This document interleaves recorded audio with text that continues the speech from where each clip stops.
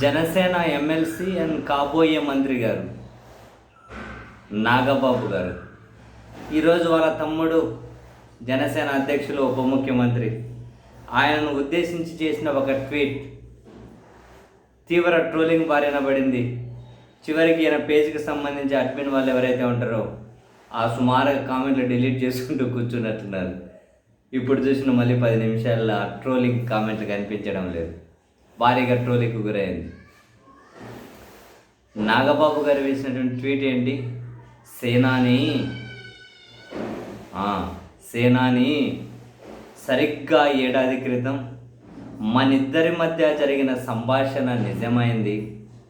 మీరు చిందించిన చెమట, అవును మీరు కరెక్టే విన్నారు, మీరు చిందించిన చెమట కూటమి గెలుపుకు బాటైంది. జవాబుదారీతనంతో కూడిన పరిపాలన ప్రజలకు చేరువైంది. చిన్నారుల బంగారు భవిష్యత్తుకు మార్గం సుగమమైంది. ఆడబిడ్డలు అక్కా చెల్లెలకు రక్షణ తోడైంది. 5.5 కోట్ల ఆంధ్రుల కల నిజమైంది అని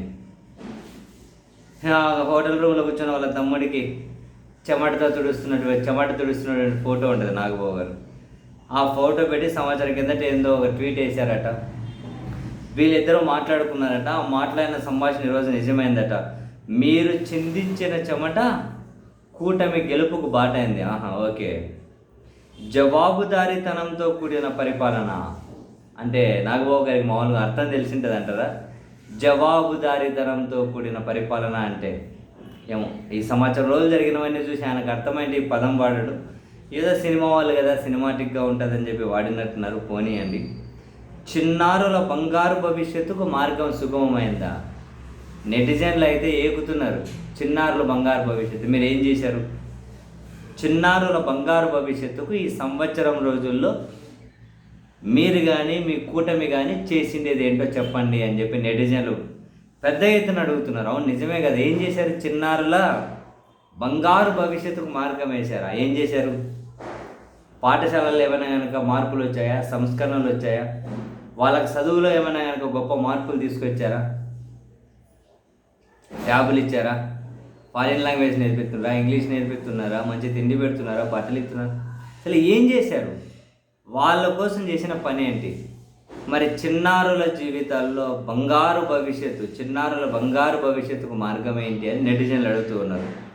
ఆడబిడ్డలు అక్కా చెల్లెలకు రక్షణనా అంటే సేఫ్ హ్యాండ్స్ అట.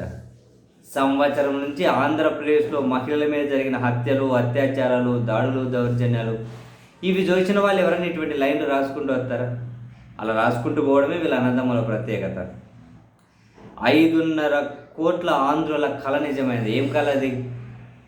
5.5 కోట్ల మంది ఆంధ్రులు ఏం కలగన్నారు? ఊరుకు బెల్ షాప్ ఉండాలని కలగన్నారా? మంచిగా మద్యం ప్రభుత్వం ప్రమోట్ చేయమని చెప్పి కలగన్నారా? ప్రభుత్వ మెడికల్ కాలేజీలో సీట్లు కూడా వద్దు, అసలు గవర్నమెంట్ మెడికల్ కాలేజీలో వద్దని చెప్పి ఏమైనా కలగన్నారా? మాకు సంక్షేమ పథకాలు వద్దు అని చెప్పి కలగన్నారా? ఏం కలగన్నారు? నెటిజన్లు అడుగుతూ ఉన్నారు. అసలు ఆయన చిందించిన చెమట నిజమైందా? ఎక్కడ చెమట చిందించారు, ఏం చెమట అని అడుగుతున్నారు. మరి వీళ్ళు ఇట్లా అడగడం వెనక మీనింగ్ ఏంటో నాకు తెలియదు కానీ చెమట ఎక్కడ చిందించారు, ఇంతకు ఏం చెమట ఎక్కడ పొర్లింది అంటున్నారు. మరి దాని మీనింగ్ ఏంటో అర్థం కావట్లేదు. రాజకీయానికి విచ్చలవిడిగా వాడుకున్న కర్నూలు ప్రీతి ఎపిసోడ్ ఏమైంది? 33,000 మంది అమ్మాయిలు మిస్ అయినారంటే అది ఏమైంది? ఒక్క అఘాయిత్యాలకు, అత్యాచారాలకు, హత్యలకు గురైన ఒక్క ఆడబిడ్డ కుటుంబాన్ని పరామర్శించారా? ఏ ఒక్కరి దగ్గరికైనా వెళ్ళారా? దేని మీదైనా స్పందించారా? ఎందుకు ఈ సినిమా ఎలివేషన్స్ అన్నీ? మీకు ఎమ్మెల్సీ మీ అన్న, సరే మీ తమ్ముడు డిప్యూటీ సీఎం తర్వాత మీరు మీ మినిస్టర్ కాబోతున్నారు. మీకు కుటుంబం మాత్రం పవర్ని మంచిగా ఎంజాయ్ చేస్తూ ఉంది. మీరొక్కరు ఎంజాయ్ చేసేస్తే ఆంధ్రుల కళ నిజమైంది అని చెప్పి అనుకుని ఆ భ్రమలో ఉన్నట్టున్నారు. ఆ కళలో నుండి బయటకు రండి నాగబాబు గారు అని నెటిజన్లు అయితే మొత్తం మీద ఈ పోస్టును పెద్ద ఎత్తున ట్రోల్ చేస్తున్నారు. లేకపోతే చూడండి, ఆయన చిందించిన చెమట కూటమి గెలుపుకు బాటైందట. పిల్లల బంగారు భవిష్యత్తుకు మార్గం సుగమమైందట. జవాబుదారీతనంతో కూడిన పరిపాలనట. ఆడబిడ్డలు అక్కా చెల్లెమ్మలకు రక్షణ అట. ఇన్నున్నాయి, ఇన్ని జరిగాయి ఈ ప్రభుత్వంలో. ఇన్ని ఎక్స్పెక్టేషన్స్ ఎక్కడైనా రీచ్ అయ్యారా? ఎన్ని తీవ్రమైనటువంటి విమర్శలు వీళ్ళు, ఎన్ని వ్యతిరేకత ఎదుర్కొన్నారు వీళ్ళు, ఎంత వ్యతిరేకత ఎదుర్కొన్నారు. ఈ సినిమా ఎలివేషన్స్ మాత్రం మళ్ళీ తక్కువ ఉండదు.